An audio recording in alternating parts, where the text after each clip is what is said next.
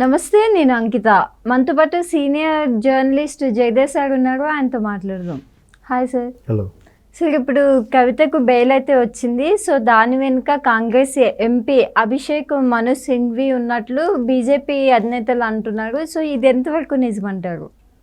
కవిత గారు అరెస్ట్ తర్వాత ఆల్మోస్ట్ 5 నెలలు, మార్చి 15 ఇప్పుడు అరెస్ట్ చేశారు. ఇప్పుడు ఇది ఆగస్ట్ ఎండింగ్ వచ్చేసాం.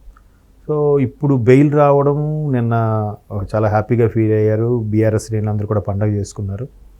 అయితే అది బెయిల్ వచ్చిన మరుక్షణమే తెలంగాణ ఎంపీ, తెలంగాణ కేంద్ర మంత్రి బండి సంజయ్ గారు కూడా వ్యాఖ్యలు చేశారు. కాంగ్రెస్తో వీళ్ళు కుమ్మక్కయ్యారు, కాంగ్రెస్తో ఏదో సంథింగ్ రిఫరెన్స్ చేయించుకున్నారు, అందువల్ల కవితకి బెయిల్ వచ్చింది అన్నట్టుగా అన్నారు. సో దానికి ఎందుకు ఆ స్టేట్మెంట్ ఇచ్చారంటే వెంటనే దాన్ని కేటీఆర్ గారు ఖండించారు. కానీ దానికి డీటెయిల్గా ఎక్స్ప్లెయిన్ చేస్తే అభిషేక్ సింఘ్వి ఎవరైతే ఉన్నారో ఆయన కాంగ్రెస్ రాజ్యసభ ఎంపీ అనుకుంటా ఆయన. సో ఎంపీగా ఉన్నారు, కాంగ్రెస్ లీడరు, పైగా మంచి క్రిమినల్ లాయర్. సో ఆయన మొదటి నుంచి కూడా కొన్ని రకాల వ్యాఖ్యలు చేసేవారు. అంటే ఎన్డీఏ గవర్నమెంట్ వచ్చిన తర్వాత సిబిఐ కానీ ఈడీ కానీ అవి స్వచ్ఛంద సంస్థలాగా లేవు, ప్రభుత్వం సెంట్రల్ గవర్నమెంట్ ఏం చెప్తే దాన్ని ఫాలో అయ్యేలాగా ఉన్నాయి, వాటికి స్వచ్ఛంద సంస్థలాగా అయితే లేవు, దీనివల్ల చాలామంది ఇబ్బందులు పడుతున్నారు, అసలు దేశం ఎటుపోతుందనే దాని మీద చాలా సందర్భాల్లో ఆయన కామెంట్స్ కూడా చేశారు. ఇప్పుడు దేశంలో ఎక్కడ ఏం జరుగుతున్నా దాని వెనక ఒక పవర్ఫుల్ లాయరు దాన్ని వాదించడము, ఆ లాయర్లు కూడా ఖచ్చితంగా కాంగ్రెస్కి రిలేటెడ్గా ఉండడం అనేది కూడా ఒక చర్చనీయాంశమైంది. ఇప్పుడు మొన్న వెస్ట్ బెంగాల్కి సంబంధించి డాక్టర్ ఏదైతే అత్యాచారం సంబంధించిన ఉదంతం ఉందో దానికి కూడా ప్రభుత్వం తరఫున కాంగ్రెస్ లీడర్ కపిల్ సిబాల్ గారు ఆయన టేక్అవుట్ చేసి దాన్ని వాదిస్తున్నారు. అది దానివల్ల ప్రజల్లోకి ఎంత బ్యాడ్గా వెళ్తున్నారు, లేదంటే సౌమ్యంగా శాంతంగా ఏదైతే ధర్నా చేస్తున్నారో డాక్టర్ స్టూడెంట్స్ అందరూ కూడా దాని మీద బాష్పవాయు ప్రయోగించడము, లేదంటే వాటర్ కెనాల్తో చెలరైపోవడం ఇవన్నీ చేస్తుంటే అయినప్పటికీ ప్రభుత్వం తరపున ఒక ఫేమస్ లాయర్ కపిల్ సిబాల్ లాంటి వాళ్ళు వాదించడం, అది కూడా కాంగ్రెస్ రిలేటెడ్గా వాళ్ళు ఉండడం, ఇవన్నీ కూడా చర్చనీయాంశం వస్తున్నాయి. ఇప్పుడు ఇక్కడ కూడా అభిషేక్ సింగ్ గారు కూడా కాంగ్రెస్ తరపున ఎంపీ, పైగా మంచి లాయర్ ఆయన, డాక్టరేట్ ఇచ్చారు, డాక్టర్ సంథింగ్ నాకు తెలియదు, డాక్టర్ అభిషేక్ సింగ్ అంటారు ఆయన. సో ఆయన ఈ విధంగా అనడం, కేంద్ర మంత్రి ఈ విధమైన స్టేట్మెంట్లు ఇవ్వడం, అంటే బీఆర్ఎస్ అనేది పక్కచూపులు చూస్తుందా, కాంగ్రెస్తో కలిసి ప్రయాణించడానికి సిద్ధంగా ఉందా అనేది బిగ్గెస్ట్ క్వశ్చన్. ఇక్కడ చూస్తే రాష్ట్రంలో కాంగ్రెస్కి బీఆర్ఎస్కి అసలు పొంతలు కుదరట్లేదు. రేవంత్ రెడ్డి గారు ఒక రకమైన దూకుడుతో వెళ్తున్నారు, ఒక రకంగా పరిపాలనపరంగా చకచక చేసుకుంటూ వెళ్తున్నారు. ఈ మధ్యకాలంలో అక్రమంగా ఆక్యుపై చేసిన ల్యాండ్స్ ఏవైతే ఉన్నాయో వాటన్నిటిని కొరడా జలిపించడంతో హైడ్రా ద్వారా అది ఒక విధంగా బీఆర్ఎస్కి కాంగ్రెస్ కూడా కొంచెం గ్యాప్ ఎక్కువైనట్టే కనిపిస్తుంది. అంతకుముందు ఫోన్ ట్యాపింగ్ వ్యవహారం ఇవన్నీ కూడా. బట్ బీజేపీ వాళ్ళు ఏమంటున్నారు, కాంగ్రెస్ బీఆర్ఎస్ ఒకటే అని అంటున్నారు.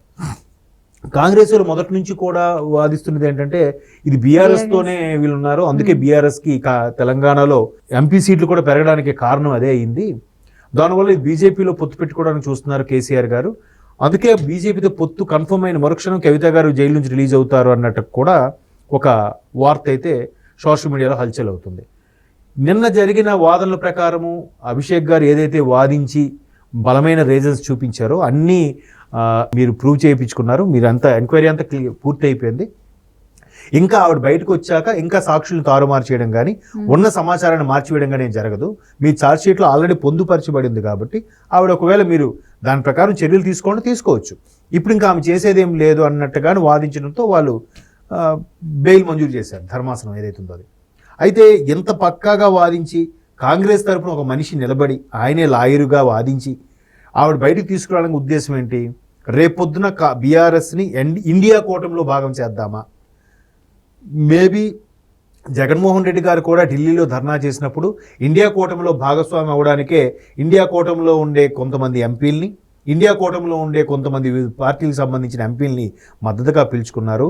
మరోవైపు జగన్మోహన్ రెడ్డి గారు అలాగే కేటీఆర్ గారు కూడా మొన్న జగన్మోహన్ రెడ్డి గారు కూడా మరలా స్టేట్మెంట్ ఇవ్వడం, అంత పర్సంటేజ్ వచ్చింది, ఆయన ఎలా ఓడిపోయారు నాకు అర్థం కావట్లేదు అన్నట్టుగా మాట్లాడడం. అంటే బీఆర్ఎస్ను కూడా జగన్మోహన్ రెడ్డి గారు లాగే ఇండియా కూటమిలోకి భాగస్వామి అయ్యే అవకాశం ఉందా ఆ విధంగా అడుగులు కదుపుతున్నారా? ఎందుకంటే ఒకవేళ బీజేపీతో పొత్తు అయితే ఇప్పటికే కవిత గారు బయటకు వచ్చేయాలి కదా, రాలేదు కాబట్టి ఖచ్చితంగా కాంగ్రెస్తోనే పొత్తు పెట్టుకున్న అవకాశం ఏమైనా ఉందా? లేదు, ఇక్కడ ఏవైతే రేవంత్ రెడ్డి గారు ప్రభుత్వం ఒక్కొక్కటిగా పాతవన్నీ తవ్వి తీస్తుంటే ఒక్కొక్క భయంకరమైన నిజాలు బయటకు వస్తున్నాయి. ఫోన్ ట్యాపింగ్ కానీ, ఇప్పుడు అక్రమంగా ల్యాండ్ ఆక్యుపై చేసి కట్టడాలు కానీ, ఇవన్నీ కూడా. సో వీటన్నిటి నుంచి మనకు చెక్ పెట్టుకోవాలి, మనతో కొంత సేఫ్ జోన్లో ఉండాలి అంటే సెంట్రల్లో ఏదో ఒక పార్టీతో సయోధ్య కానీ రిలేషన్స్ మెయింటైన్ చేయడం కానీ అవసరం.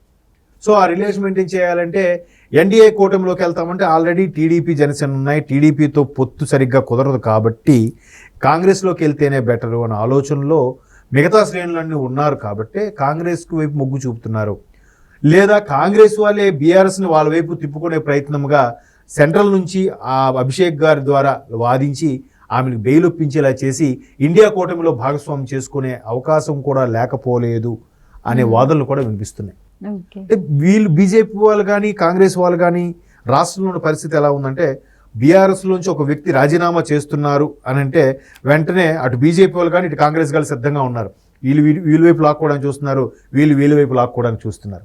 సో అలాగే బీఆర్ఎస్ కూడా వాళ్ళ యొక్క పార్టీ బలంని, లేదంటే అందులో ఉండే పవర్ఫుల్ లీడర్ని, కేసీఆర్ గారు లాంటి మంచి లీడర్ని మన వైపు తిప్పుకుంటే కొంత బెటర్గా ఉంటుంది, మనం కంబైన్డ్గా గవర్నమెంట్ ఫామ్ చేసుకొని ఇంకా తిరుగులేని సామ్రాజ్యంగా పెట్టుకోవచ్చు.